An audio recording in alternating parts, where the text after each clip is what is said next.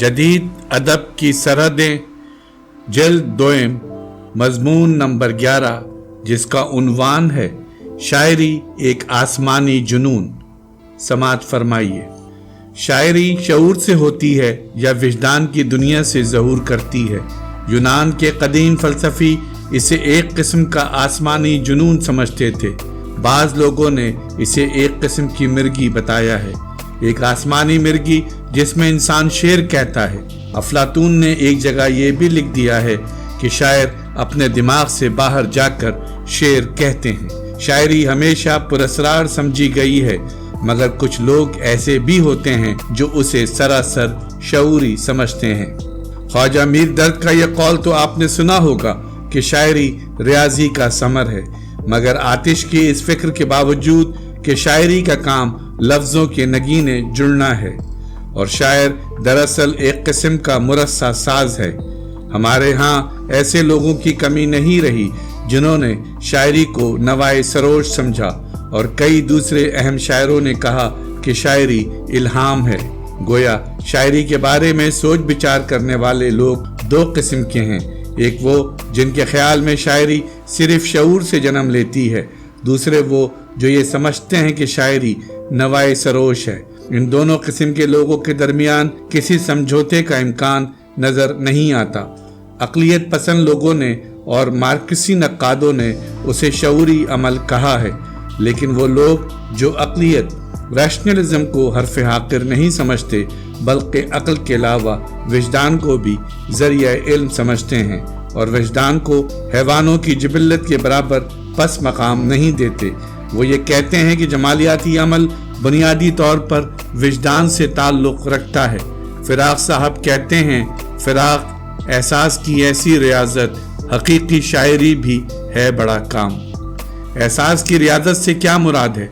फ़िराक़ साहब कहते हैं, बड़े से बड़े शायर को या हर उस शायर को जो हकीकी मायनों में शायर है, किसी न किसी दाखिली बीमारी का शुरू में शिकार होना पड़ता है।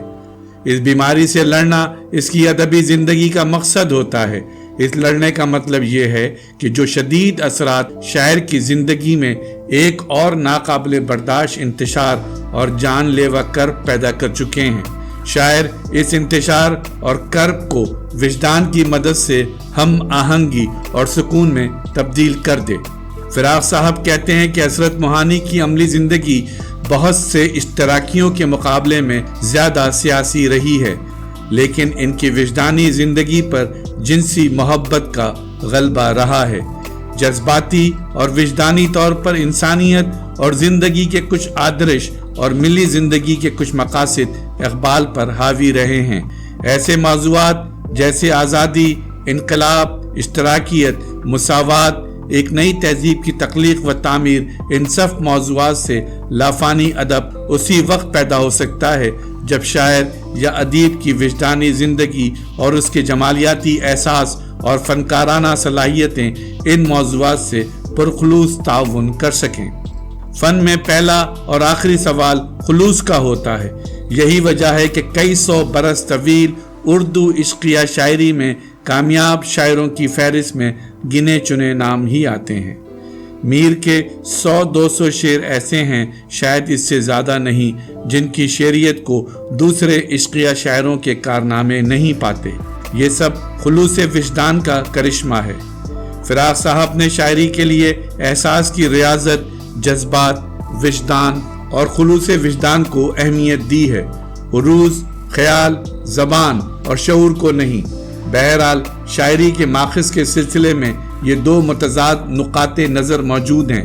फ़िराक़ ने सच कहा था, मैं वो हंगामा हूँ खुद मुझको नहीं जिसकी खबर, पूछता फिरता हूँ ये शोर कहाँ होता है। और जहाँ तक शायरी के लिए उरूज़ की पाबंदी का मसला है, फ़िराक़ साहब के कुछ अशार याद आ रहे हैं, वो सुन लीजिए।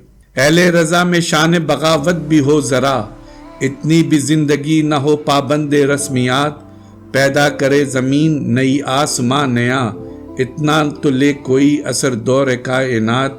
शायर हूँ गहरी नींद में हैं जो हकीकतें, चौंका रहे हैं इनको भी मेरे तोहमात। उठ बंदगी से मालिक तकदीर बन के देख, क्या वसवसे अजाब का क्या काविशे निजात। شعور اور وجدان کے درمیان ایک مملکت اور ہے جس کی طرف ابھی میرا دھیان نہیں گیا تھا۔ میرا مطلب ہے لاشعور۔ وجدان لاشعور ہی کے خاندان کی ایک چیز معلوم ہوتا ہے۔ وجدان کے علاوہ لاشعور کو بھی شاعری ہی نہیں سارے فنون لطیفہ کا ماخذ بتایا گیا ہے، مگر جو لوگ شعور کو شاعری کا ماخذ سمجھتے ہیں ان کے لیے وجدان اور لاشعور دونوں خطرناک ہیں۔ تقریباً سارے نفسیات داں یہ تسلیم کرنے پر مجبور ہیں کہ جبلت اور وجدان کا تعلق شعور سے نہیں ہے۔ ہاں، بیہیویرسٹ مکتبہ فکر کے نفسیات دانوں کا نقطہ نظر مختلف ہے۔ جبلت کی مدد سے مکڑی جالا بنتی ہے اور وجدان کی مدد سے ہم شعر کہتے ہیں۔ شعور کی مدد سے ہم چارپائی بن سکتے ہیں، شعر نہیں کہہ سکتے۔ آرتھر کوئزلر نے تخلیق کے عمل میں شعور یا ریاضت کی پختگی کو ریپینس کہا ہے، مگر حسن اتفاق کو بھی تسلیم کرتا ہے، لیکن لاشعور اور وجدان کو شاعری اور تخلیق کے مظاہرے کی بنیاد سمجھتا ہے۔ شاعری کو رامبو ایک بیداری کا نام دیتا ہے۔ بقول فراق، تارے بھی ہیں بیدار زمیں جاگ رہی ہے، پچھلے کو بھی وہ آنکھ کہیں جاگ رہی ہے۔ ہولڈرن اسے آسمانی بجلی قرار دیتا ہے۔ یہ بجلی شاعر کی روح پر گرتی ہے، اس کے وجدان، اس کے شعور، اس کے لاشعور پر گرتی ہے اور پھر لفظوں سے بہنے لگتی ہے۔ جرمنی میں تو ایسے عظیم شاعروں، فلسفیوں اور ادیبوں کی کمی نہیں ہے جو لاشعور کو تخلیقی صلاحیت کا ماخذ سمجھتے ہیں۔ مثلاً ہرڈر، شیلنگ، ہیگل، گوئٹے، نیٹشے، یہ سارے کے سارے شاعر اور فلسفی لاشعور کو تخلیق کا ماخذ ٹھہراتے ہیں۔ گوئٹے نے کہا ہے، انسان زیادہ دیر تک شعور کی حالت میں نہیں رہ سکتا، اسے واپس اپنے آپ کو لاشعور میں پھینک دینا پڑتا ہے۔ مثلاً ایک باصلاحیت موسیقار کو لیجئے جو ایک نئی دھن بنا رہا ہو، اس تخلیق میں شعور اور لاشعور دونوں تانے بانے کا کام کرتے ہیں۔ بہرحال اس لاشعور کی مدد سے فرائیڈ نے انسانی زندگی کے انگنت مسئلے حل کرنے کی کوشش کی ہے۔ پلوٹینس کہتا ہے کہ فیلنگ موجود ہوتی ہے اپنے وقوف کے بغیر۔ یہاں مجھے یاد آیا کہ علامہ شبلی نے کہا ہے کہ شاعری جذبات کا اظہار ہے۔ شعور کے معنی فیلنگ ہیں کہ شاعری جذبات کا اظہار ہے۔ کروچے تو شاعری کو صرف اظہار کہتا ہے۔ فراق صاحب اسی فیلنگ کے لیے احساس کا لفظ استعمال کرتے ہیں۔ شاعروں، افسانہ نگاروں اور فلسفیوں کے علاوہ مسخرے اور سائنسدان بھی تخلیقی عمل میں یکساں طور پر شریک ہوتے ہیں۔ شاعر، مسخرے اور سائنسدان تینوں میں تخلیقی صلاحیت کا ظہور ہوتا ہے۔ شاعر اور سائنسدان دو مختلف حقیقتوں میں نقطہ اشتراک تلاش کر لیتے ہیں۔ سائنسدان کے لیے دریافت کی بنیاد اینالوجی یعنی مماثلت ہوتی ہے اور شاعر کے تخلیقی عمل کا انحصار اس مشابہت کی تلاش اور دریافت پر ہوتا ہے۔ دو مختلف چیزوں کے درمیان مماثلت، مشابہت ہی سے تشبیہ، استعارہ، امیج اور سمبل یعنی علامتیں وجود میں آتی ہیں۔ ہر چیز کے پس منظر میں ایک الگ نظام احساس اور نظام فکر ہوتا ہے۔ شاعر دو مختلف چیزوں کے مختلف نظام فکر یا نظام احساس کو پیش کرتا ہے، مگر اس طرح کہ ان میں مشابہت اور مماثلت پیدا کر دیتا ہے یا ہم آہنگی پیدا کر دیتا ہے۔ مثلاً ایک نوجوان شاعر کا ایک شعر سنیے۔ وہ پیش برش شمشیر بھی گواہی میں، کفے بلند میں ایک شاخ یاسمین لایا۔ پہلے مصرے میں تو برش شمشیر کا ذکر ہے، تلوار کے تلازمات بیدار ہو جاتے ہیں، مگر دوسرے مصرے میں شاعر نے شاخ یاسمین کا ذکر کیا ہے۔ شاخ یاسمین اور تلوار میں مماثلت کا ایک پہلو کہیں چھپا ہوا تھا، وہ اجاگر ہو گیا ہے۔ شاخ یاسمین اور تلوار جیسی دو مختلف چیزوں میں شاعر نے نہایت خوبصورت ہم آہنگی پیدا کر دی ہے۔ اصغر گورکھپوری کا خاندانی تعلق حضرت آسی غازی پوری رحمت اللہ علیہ کی خانقاہ کے سجادہ نشین شاہ شاہد علی صاحب سبز فروش مرحوم سے تھا۔ روایت سے مرحوم اصغر گورکھپوری بہت اچھی طرح آگاہ تھے، مگر انہیں اس شعر میں کف بلند پر اعتراض تھا۔ وہ کہتے تھے کف بلند میں شاخ یاسمین کیسے آ سکتی ہے اور یہاں کف بلند کا کیا جواز ہے؟ میں دراصل انہیں اس کا جواز بتا نہیں سکا تھا۔ خیر، یہ بات تو مجھے آرتھر کوئزلر کی کتاب پڑھنے کے بعد ایک دن سوجھی کہ کف بلند ایک طرح کا ہینڈس اپ ہے، یعنی بچاؤ کے لیے ہاتھ بلند کر دیے ہیں، مگر اس طرح سے بے چارگی کا اظہار بھی کر دیا ہے۔ दो मुख्तलिफ चीज़ों में जिनके निज़ाम एहसास मुख्तलिफ हों, इनमें इमेज, तशबीह या इस्तारे के ज़रिए मुशाबियत पैदा कर देना और इस तरह कि इनमें हम आहंगी पैदा हो जाए, शायरी है। इसी तरह साइंसी दरियाफ्त भी एक नई ममासलत की दरियाफ्त है। हाँ, मज़ाहिया बात वो है जिसमें दो मुख्तलिफ चीज़ें एक दूसरे से हम आहंग ना हो बल्कि टक्कर लें, मुतसादिम हो, गुडमुड हो जाएं और धमाका पैदा कर दें। मिजागो या दो मुख्तलिफ निज़ाम एहसास का तसादुम है। मसलन अकबर इलाहाबादी कहते हैं, शेख जी के दोनों बेटे बाहुनर पैदा हुए, एक हैं खुफिया पुलिस में, एक फांसी पा गए। शेख जी के दोनों बेटे दो मुख्तलिफ सिचुएशन में रहते हुए कितनी मुशाबिहत, कितनी ममासलत रखते हैं, मगर शेख जी और खुफिया पुलिस एक दूसरे से हम आहंग नहीं हो सकते। इसी तरह खुफिया पुलिस के आदमी और फांसी पाने वाले में कोई हम आहंगी नहीं होती, बल्कि ये एक दूसरे से मुतसादिम हैं।